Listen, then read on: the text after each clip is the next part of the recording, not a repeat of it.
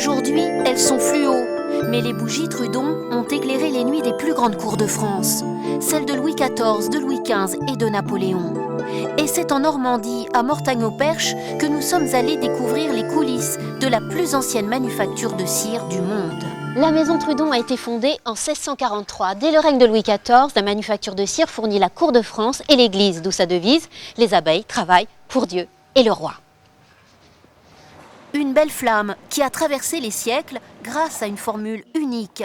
Ici, 2 tonnes de cire d'abeilles et minérales sont mises en cuve tous les jours. Dans ces fondoirs, la cire est associée à des huiles de palme, de soja. Cette bougie parfumée à 5 mèches brûlera 300 heures. Son prix, 400 €.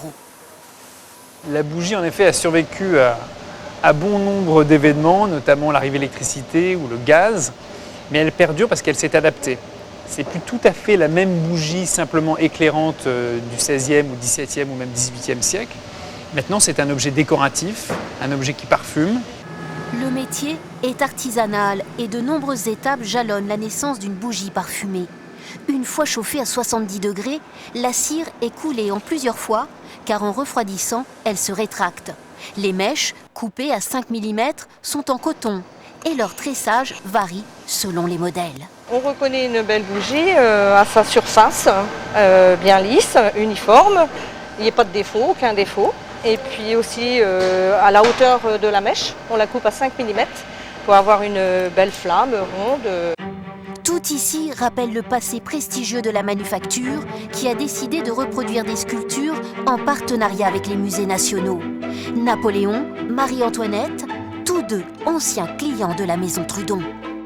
J'ai démoulé mon Napoléon qui était encore tiède, puisqu'il faut travailler la cire encore tiède pour gratter toutes les imperfections qu'il peut y avoir au niveau de la cocarde, du chapeau, toute la jointure du moule. Il faut reboucher à la cire s'il y a des choses à reboucher. Et puis après, on finit par le lustrage. Pour ce buste impérial, comptez 105 €. Nous sommes à Paris, dans le quartier du Marais. Ici, nous allons découvrir différentes sortes de bougies. Par exemple, il ne faut jamais éteindre une bougie parfumée de cette façon.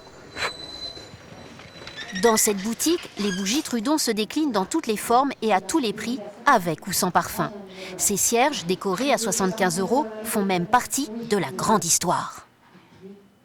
Parmi la famille des cierges camés, vous avez le cierge impérial, qui, pour l'anecdote, est une réplique du cierge offert par Napoléon Bonaparte à son fils l'Aiglon lors de sa naissance.